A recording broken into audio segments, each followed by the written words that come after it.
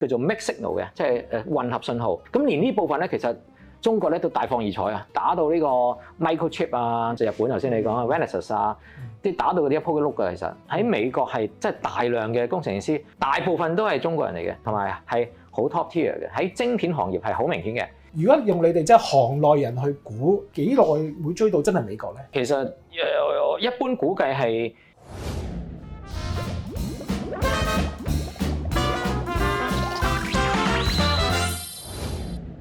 各位觀眾，大家好，歡迎收睇《股壇思健》啦！我身邊有浩德啦，咁同埋我哋今次有兩位嘉賓嘅，分別係對沖基金經理黃華 Flat 同埋佢嘅同事 Owen 嘅。好得，咁一見到呢個陣容，大家都估到咧，今日我哋講咩？講科技啊嘛，係加埋師生咧就有公事未嚟得，咁啊所以咧我哋今集集中講一啲咧香港或者中國嘅即係啲科技啊芯片嘅發展啦。咁啊第一個問題先問阿 Flat 先啦。啊近來有傳聞咧就話即係華為就都花咗精神研究呢個芯片啊，咁已經突破咗呢個5納米芯片嘅製造咧，研發緊3納米。其實不如同我哋觀眾介紹下，究竟而家內地發展芯片嗰個即係能力啦，或者同外國美國嘅距離咧，究竟有冇拉近到咧？係啊，越拉越近㗎啦。但係你話個距離仲有幾遠咧，都係以年計嘅。不過就即係慢慢 converge 緊啦，慢慢係聚焦緊啦嚇。咁但係咧就神秘咗嘅，因為而家好多生產啊個進度啊良率啊，其實越唔係好知嘅，即係進入咗一個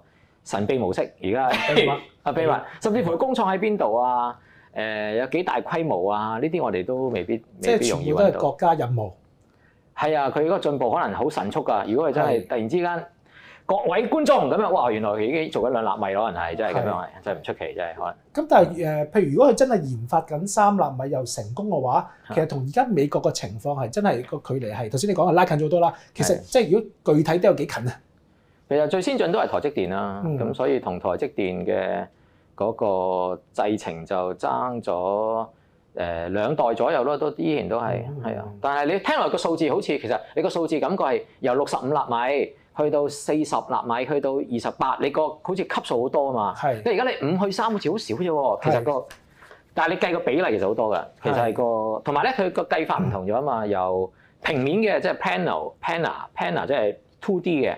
即係好似我哋咧成日我最近成日講咧，其實似咩咧？光圍去形容咧，就好似我哋平房咁樣，好似度假村咁樣平房，都係1-2層嘅。咁一個地區 SimCity 咁樣，哇！全部都係平嘅。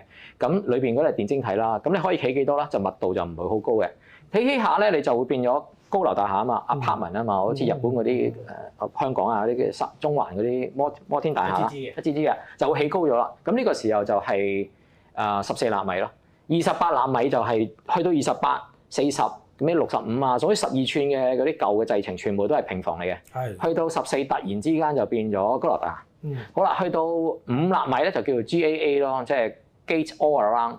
咁 Gate All Around 係咩咧？即係降維講咧，其實抽象啊嘛。咁其實就係啲高樓大廈咧，中環咧啲高樓大廈之間係有天橋，有好多天橋同埋有隧道。咁你咪好多連接咯，就唔係純粹係上下上，即係如果你一個樓咁樣要落去第度，然後落咗去地底，然後再關科再上去咧，咁你嘥時間啊嘛。你上面10樓就可以過去啦，咁你係咪接觸點多咗啊？咁呢個就係叫 GAA 咯。咁 GAA 就呢個就三星係第一個進入嘅，咁跟住就台積電覺得唔需要咁快啊，我哋用住高樓大廈先啦，然後慢慢再進入呢個GAA 咯。所以全世界應該都仲係得台積電係。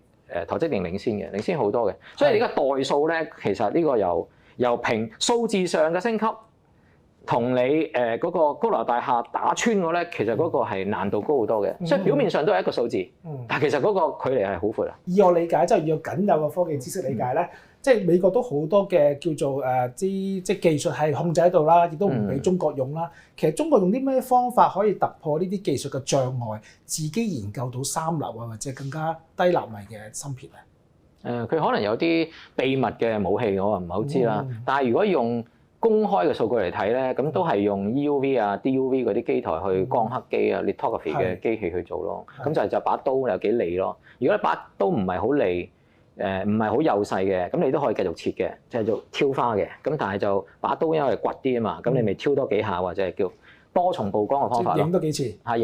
切多幾次係啊，補多幾刀。咁會唔會都係臨尾都係成本都係會高啲啦？係啊，成本其實就體驗喺嗰個你次數越多，佢個時間越長，你部機器嘅 utilization 即係用喺其他地方咪少咗咯。咁呢個就成本啦。第二就係個良率咯，即係個生產嗰個良品率有幾高咯。咁啊良品率，因為你切多幾下，咁你切錯咗又報廢咯。係啊，報廢咗少少咯，係啊。但係佢可能我覺得假設佢係冇我哋唔知道嘅一個秘密武器，若然佢有秘密武器咁就勁咯，可能就係即係可能研發到新嘅技術。犀利啊！呢個係啊，開天闢地，可能美國都冇啊，宇宙都冇嘅，可能都係咁嘅，有可能嘅。啊，雖然你頭先提到咧，可能即係公開資訊比較少啦。如果用你哋即係行內人去估，究竟有幾耐會追到真係美國咧？有機會會唔會係即係可見嘅幾年，還是其實都唔係都好耐嘅？就睇佢冇秘密武器咯，同埋呢個秘密武器好得意嘅，係華為主導嘅而家係，同埋咧係應該仲有一間嘅，即係連名我都唔知嘅，真係好神秘。咁嗰個喺邊度都唔知嘅，就會有6納米嘅製程啊 ，6 nano 好得意。我哋從來冇聽過6 nano 嘅6納米。咁當然啦，你可以話佢係 round up 嘅，即係可能後邊5.5咪當6啊，或者係6.4啊當6。通常調翻唔知啦，係啊，大家都唔知啊。但係我聽過，而家聽到有6納米咯，係6 nano，咁好犀利喎。6 nano 係我諗係都係 FinFET 嘅，即係高樓大廈，但係就唔係打穿嘅高樓大廈。咁呢種好難講啊。其實一般估計係由1-2年至到5年之間不等咯。即係個距離，但係呢個係動態嘅嘛，我想講，因為咁你中國會進步咧，美國都會進步嘛，所以你話即係有時而家係頭先阿 Fred 講，你係真係領先可能2-3年嘅事，咁但係你進步咁啊，美國都會進步。佢話佢點解要封殺你咧？某程度就係唔想你進步得咁快，咁所以呢個問題係我覺得係。即係一個好動態嘅問題。係啊，好動態。不過同一時間咧，華為個進入個市場咧，因為以前都係做設計啊、做軟體啊、做 OS 啊，即係硬件有做鏡頭啊，帶動成個行業推向即係個新嘅一個好犀利啊！佢係顛覆咗好多個零部件嘅範疇。但係半導體佢係近幾年先入去嘅。咁亦都見到咧，佢大量招兵買馬嘅，同埋係高薪咁樣請嗰啲行業裏邊嘅人嘅，係幾倍嘅人聽講啊，幾倍人工去請。咁所以最好嘅人員都同埋你喺美國咧嗰啲。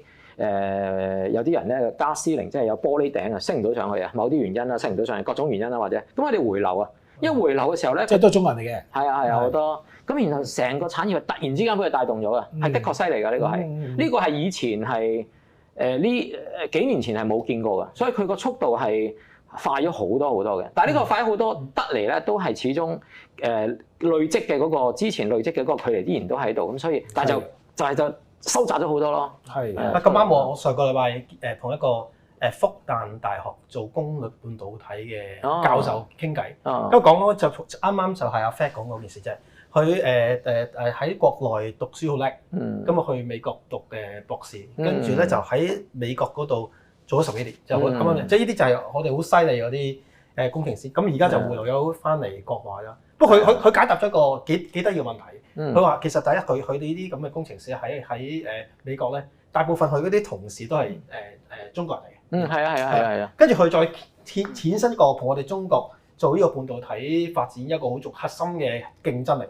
佢就講其實我哋中國人咧，或者中國大陸咧，我哋出工程師個比例係好高。係好高。係即係佢話我哋佢話大陸可能出10個高材生裏邊咧，98個都係工程師嚟嘅，可能2個係做科學家，因為佢哋要求嘅嘢，唔知可能同血型有關係啊。中國喺做工程咧係有個優勝之處，唔即係血型，淨係文化，但係同個教育制度係有個關係嘅。就係中國我哋個教育制度咧都幾要求服從執行呢方面。其實呢個係就係一個工程師最個比一個優秀嘅工程師個核心競爭力嚟㗎。係。咁所以我哋中國其實就出咗好多工程師，有競爭力工程師。咁所以譬如話半導體行業嘅發展咧，某程度可以做得快，都係因為即係某程度佢會咁樣睇。我覺得你去完即係上海見呢個工程師，有冇啲關於即係內地發展芯片嘅分享可以俾我哋觀眾知下？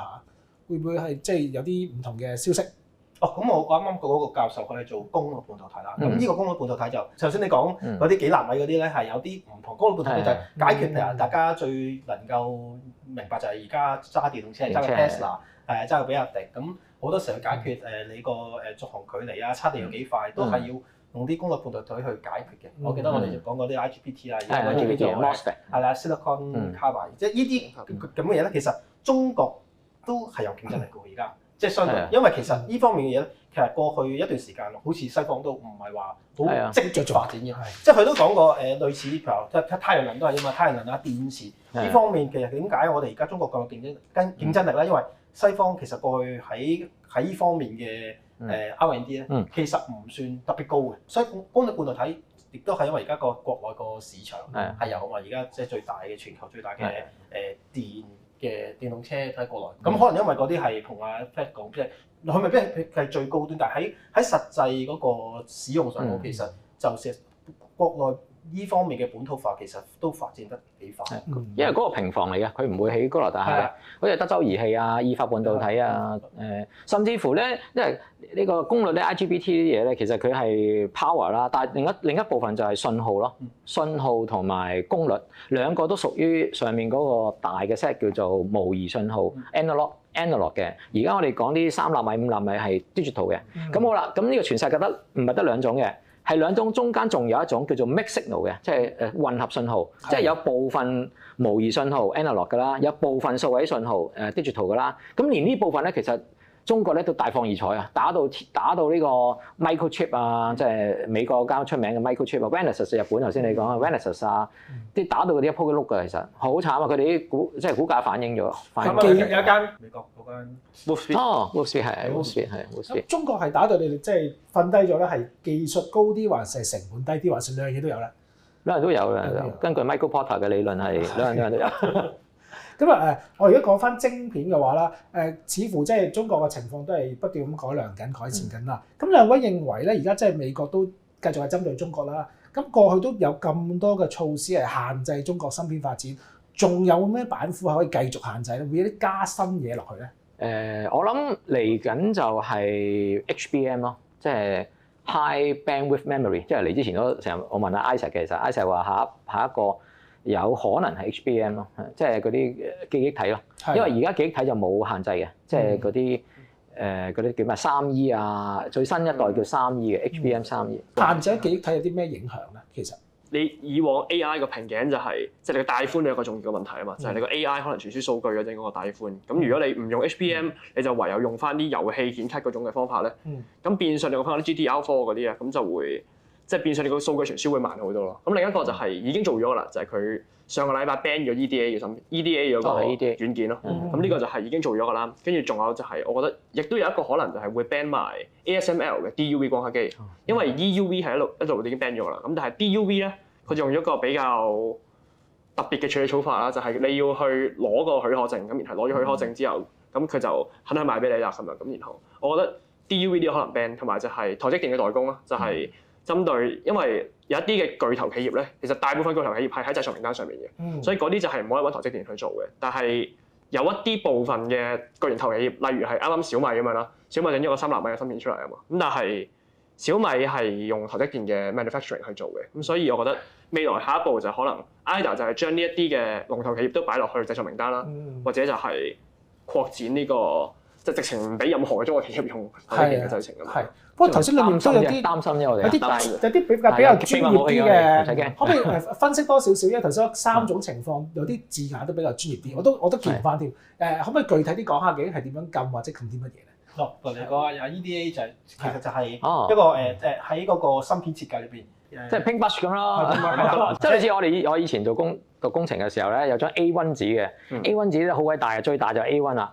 咁然後咧就畫係上面用鉛筆嚟到畫嘅，以前係咁而家用電腦畫，即係類似 CAD/CAM 咁咯，CAD、CAM 咁，但係佢係專門畫立體微工嘅，而呢個微工其實就係2D 嘅呢個晶片嘅設計咯，就係用語言嚟到定義個迷宮嘅樣生成點樣樣，即係例如我定義呢個 studio 或者我定義呢間屋，我起層樓咁啊，即係呢層樓啊，咁呢層樓裏邊有幾多個廁所要生成點，個廚房要生成點，你用語言去定義咯，設計草圖咯有啲似啊，設計草圖。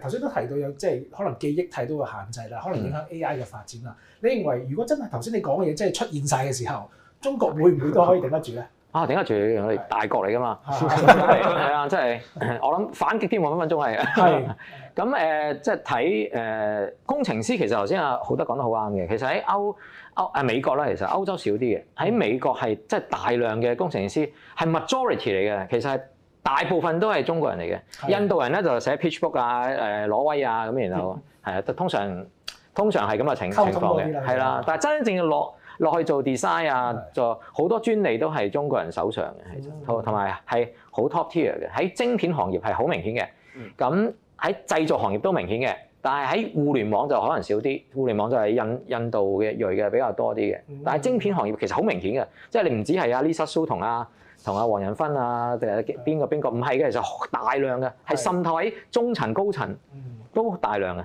咁你頭先你提到可能會即係令到某啲企業而家可能可以令到譬如台積電幫佢生產嘅，未來都唔俾啦。咁內地有冇啲咩公司其實可以替代到台積電呢個地位嘅咧？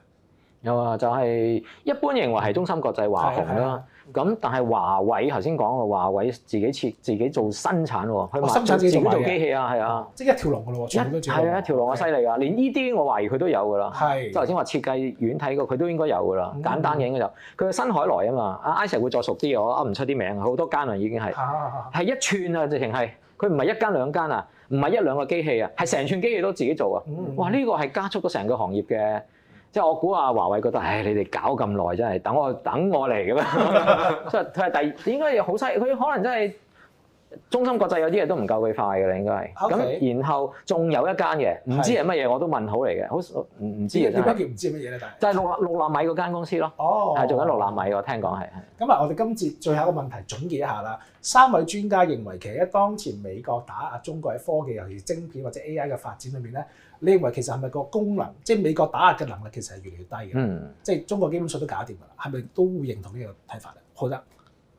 其實就唔係嘅，即係我覺得係都係辛苦嘅，但係我又覺得又未必會死嘅。但係其實係辛苦嘅，對於好多公司嚟講，好多即係譬如我啱啱去上個禮拜見到，可能就算你而家未制裁，但係佢都要穩定好多 supply 啊、Plan B 啊，一破壞，甚至乎有部分我聽過嘅概念就係會將你部分嘅生產線用一啲方法轉移咗喺大陸咯。咁但係呢個係有啲複雜嘅，但係事實上依樣我只係覺得喺貼地好 on the ground 係發生緊。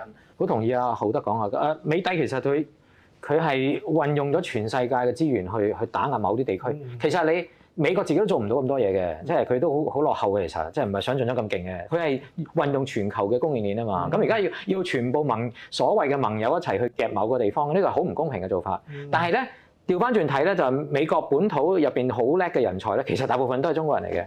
咁你而家又唔俾佢啲仔都喺嗰度，係啊，又即係海外嘅，係海外嘅，係哈佛啊咩？咁佢會唔會即係其他咁會回流咯？我覺得。咁同埋咧，你睇啲中國好多行業都係內卷啊嘛，即係除咗泡泡瑪特啊啲嗰啲咩粒嗰啲以外，咁同埋咧，你見華為係從來好少內卷嘅，佢唔同你打價格戰嘅，佢係技術創新啊嘛。即係當你個行業係去到一個位，你逼佢成長咧。嗰啲人，其實佢係有能力成長嘅，不過佢平時就行成本嗰個策略咧，而家就變咗去 differentiation 嗰個策略，咁係一個會推動嗰個產業突然之間高速成長，我覺得，尤其是有華為帶頭，大家就唔係好驚嘅。如果冇華為係，大家都係偏向卷多啲嘅，但係華為真係好犀利㗎嘛，可以帶動成個產業係向呢個高速發展。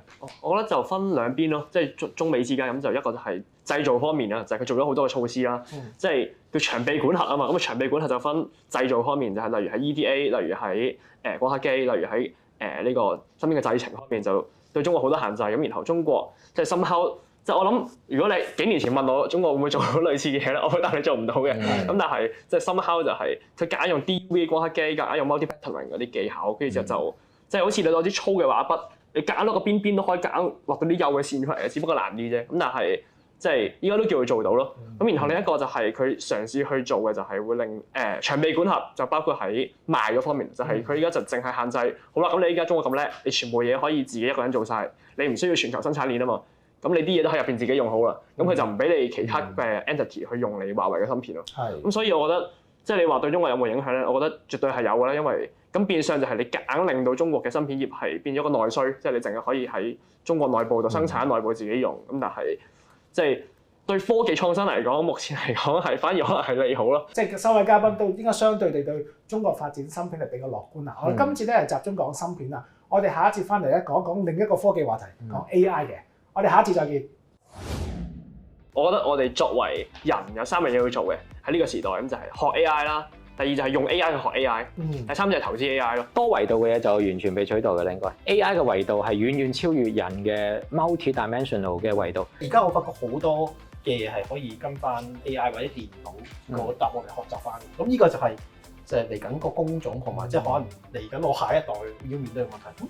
咁係咪即係好似 Matrix 咁咧？即係人究竟嗰個必然性喺邊度？呢一刻係 AI 嘅領域嘅佈局，喺你哋嘅角度，投資者即係投資經理嘅角度咧，認為真係不能夠錯失嘅。呢一刻點都要買啲嘅咧。我覺得黑馬就係